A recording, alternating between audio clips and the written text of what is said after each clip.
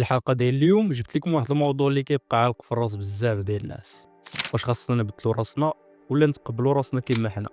هذا السؤال يقدر يبقى بحال صداع في الراس لمده طويله، حيت حتى واحد من هاد جوج الاجوبه ما كيبانش كامل صحيح. الا قلنا مثلا خاصنا نتقبلوا راسنا كما حنا، كنحسوا بحال الا استسلمنا وما بغيناش نوصلوا لاحسن نسخه منا. ولا قلنا نبدلوا راسنا، كنحسوا بحال الا ما كافيناش وما عجبناش راسنا كما حنا، والنتيجه كنبقاو عالقين في النص. مثلا الا ما راضيش على الخدمه ديالك، واش تبدل المجال ولا تقبل ان هذه الخدمه اللي غادي تناسبك؟ في العلاقات العاطفيه، واش تحاول تبدل طريقه التواصل مع الشريك ديالك ولا تقبل ان كاينين ديما صعوبات غادي تبقاو عايشين معاها؟ وحتى في العادات اليوميه ديالنا، واش تحاول تضبط راسك في النوم وتفيق بكري بزز ولا تقبل ان الجسم ديالك عنده واحد الريتم خاص به؟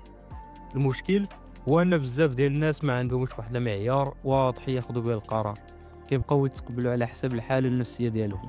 ملي كيحسوا مثلا بالعيا كيمشيو يتقبلوا راسهم، وملي كيحسوا بالاحباط كيمشيو للتغيير، والنتيجه كيدوزو سنين وما باقين واقفين بلا تقدم. ايوا واشنو ندير؟ الحل هو الفرق بين جوج مستويات: الهويه ديالنا والسلوك. الهويه هي الجوهر ديالك من القيم والطباع والحاجات اللي باقا معاك من انت وصغير، بحال واش كتحتاج بزاف د الوقت بوحدك، واش كتفضل الروتين ولا التغيير. هاد الحوايج صعيب يتبدلوا. اما السلوك فهو واحد التصرفات اليوميه والعادات، بحال مثلا كيفاش كتوجد لشي اجتماع وكيفاش كدير مع الرياضه ولا كيفاش كتنظم الوقت ديالك. هادشي كيتبدل بالتمرين.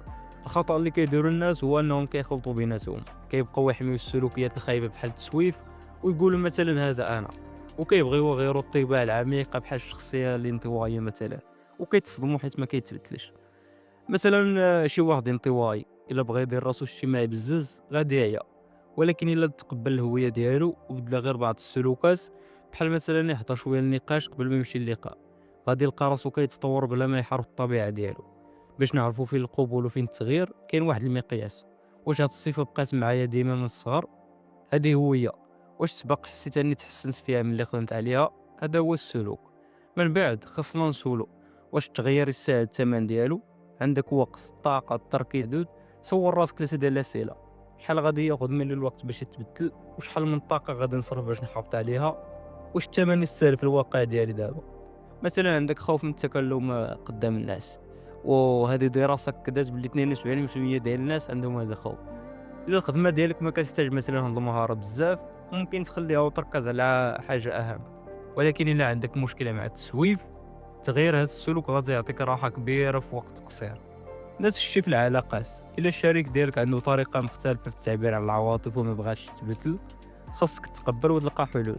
ولكن مثلا الا كاينسى بزاف ديال المواعيد، ممكن تخدموا على تذكيرات كل واحد منكم. واخيرا هنا كاين القبول والتغيير، ماشي خاصك تختار بينهم، خاصهم يخدموا بجوج في ان واحد. القبول كيجيب لك الاستقرار، كتوقف تحارب راسك على حوايج ما غاديش يتبدلوا. والتغيير كيجيب لك الاتجاه، كيسمح لك تحسن الحاجات اللي عندها تاثير مباشر في حياتك. واحد الطريقه بسيطه: كل شهر اكتب جوج حوايج، حاجه غادي تقبلها في راسك وحاجه غادي تخدم باش تبدلها. مثال: غادي نتقبل انني كنخدم مزيان في الليل، وغادي نبدل التنظيم ديال الوقت ديالي باش ما نبقاش عيال في النهار. هكا غادي تحس بواحد الراحه نفسيه، حيت ماشي ديما في حرب مع راسك، وفي نفس الوقت غادي تبقى كتكبر وكتحسن. ايوا هذا الموضوع ديال اليوم، قولوا لي في التعاليق نتوما كتميلوا للقبول ولا التغيير. وشكرا على المشاهده، ونتلاقاو في الحلقه الجايه.